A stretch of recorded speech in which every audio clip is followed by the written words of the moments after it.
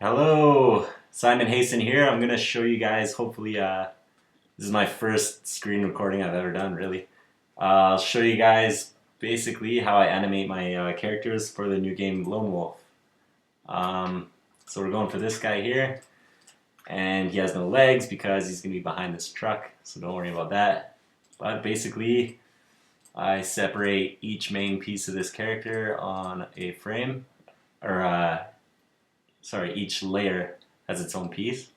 We got head, arm, lower arm, hand, body, and usually I do hips, upper legs, lower legs, and feet.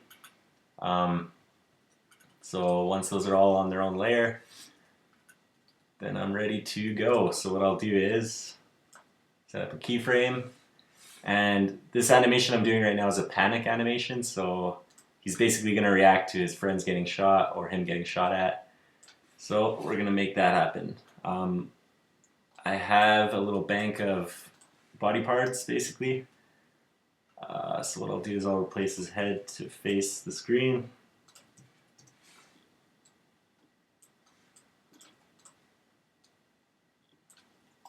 I'll start off with that one. I'm not going to explain everything I do. Hopefully you guys have some Flash knowledge. I'll just kind of rip through this as fast as I would normally do it. So on the first frame, keyframe, kind of duck down a little bit. With the shoulders going up. It's kind of like a little reaction that he would have. Okay.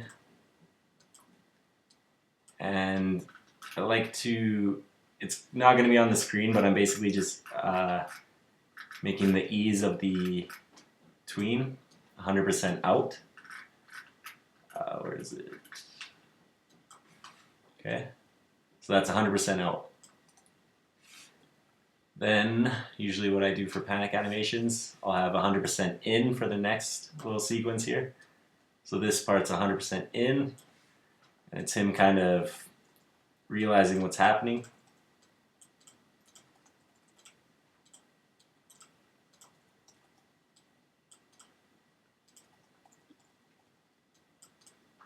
And he'll be going for his gun.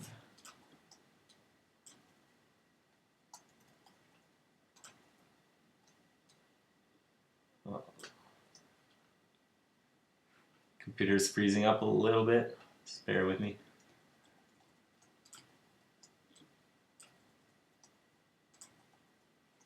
Okay.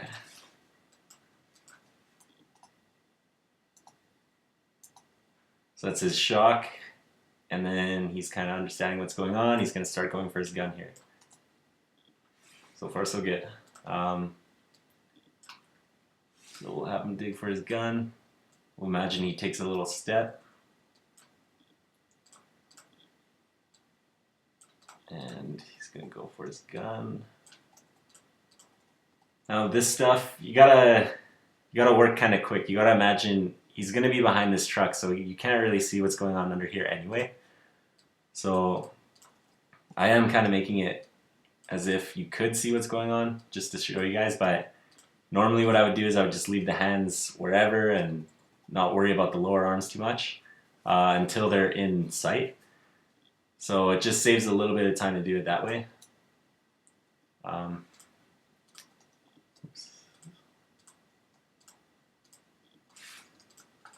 Sometimes it's hard to get the pieces you want. There we go.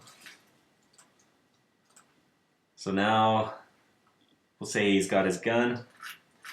So I'll go to my library. Sorry, this is off screen, guys. I gotta figure out how to follow the mouse or whatever. Actually, it's going to be facing the camera, so do I have one for that? No. Bear with me, guys. I'm just doing library stuff right now. Actually, here, I'll show you what I'm doing. Here's the library for the game. Oops. So I am currently looking for... Oh, it's lagging. Can you tell this is my first video ever? Alright. So in here,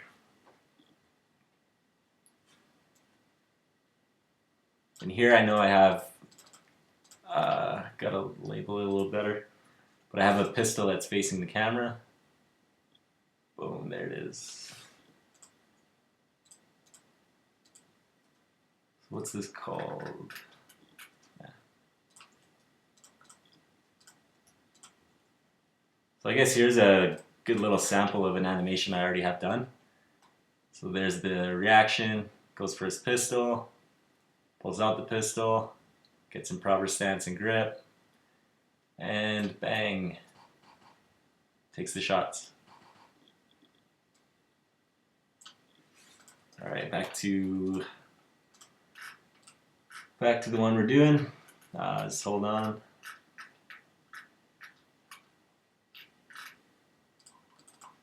Here we go.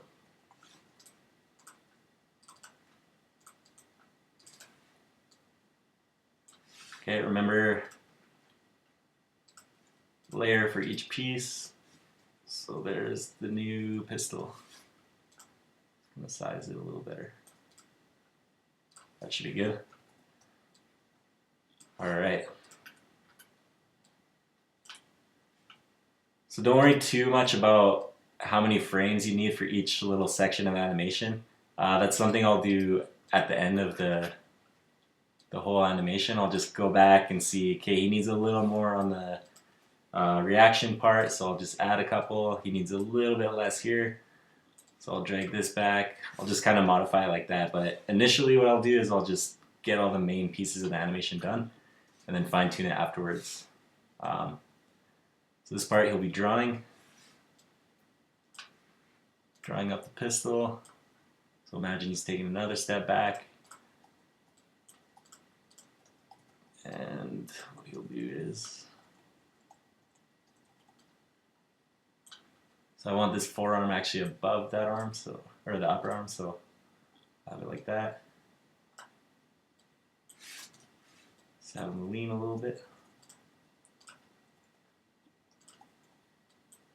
Now, my pieces are a little bit messed up. Usually what I'll do is I'll have the neck part of the torso clip. So the neck will be sticking out kind of like that, and the head won't have any neck on top of it. And then I'll put the head on top of the body layer.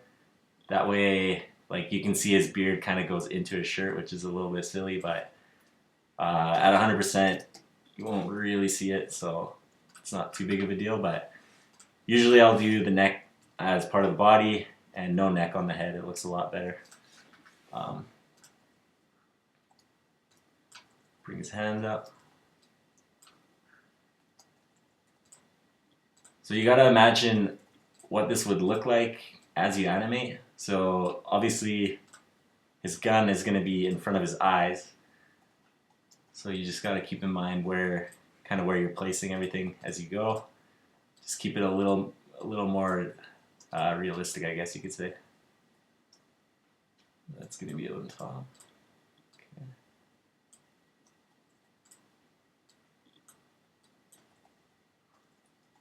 So that's the gist of that stance. I'm gonna fix it up a little bit just to look a little better.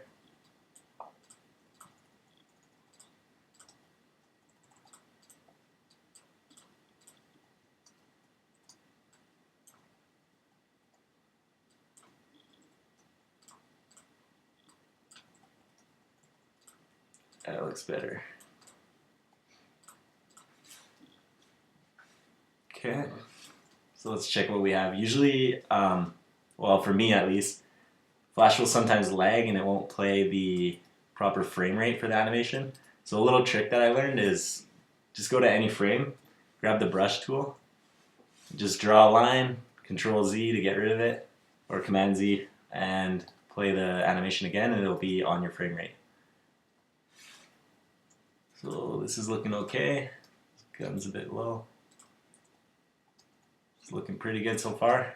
I'll have this one be 100% out as well, just because it's a fast initial movement and it kind of slows down near the end. So that'll look a little more natural.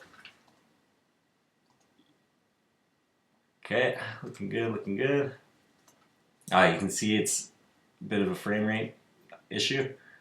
So if I go back and draw a line, kind of fixes that problem. I don't know why, but if it works, right? Alright, so now what I like to do for the shooting animations is, imagine here he's just fine-tuning his aim. So I don't really have an animation, I just have a little pause. And then for the shot, this is what I'll do. Add just a little blank layer at the top. And an easy way to do this is, I kind of want him to end at this position again. So what I'll do is, I'll make keyframes about 5 to 10 frames long. I'll create a tween to those keyframes.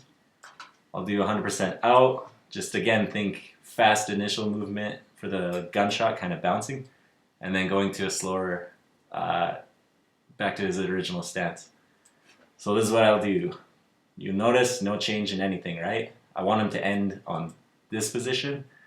So for these keyframes, this is where I'll do the actual shot animation. I won't really make his head move around too much. But his arms will jump up. Gun will jump up. Hands jump up. And what I'll do is add.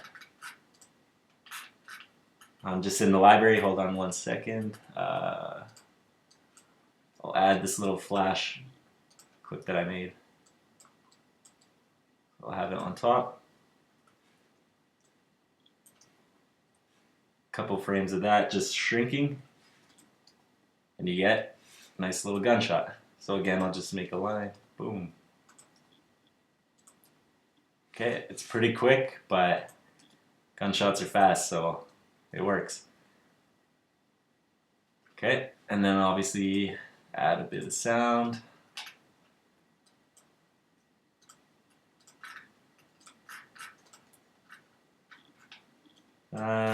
Hold on 1 second. Where is it? I'll add some volume so you guys can sort of hear. I like that. Okay, and just again, like I said earlier, saving time is it's the best thing to do. Like you don't want to work too fast so that it looks like crap, but you obviously want to save time where you can. So here's a little time-saving trick. Just grab everything, copy, paste.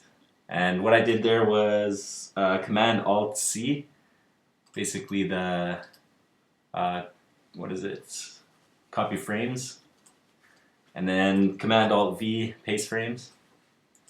And that way you have multiple shots with very little extra effort, right?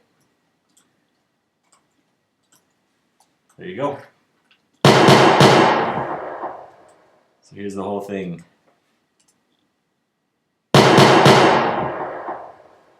There you have it, just a simple little animation, and it goes a long way once all 4 of these guys react, and there you go. So this little demonstration was for the game Lonewolf. It'll be coming out pretty soon for the apps, iPhone and Android. I'll keep you guys posted, and obviously check my Facebook. That's the best place for news and updates and cool things like that. Take care, guys.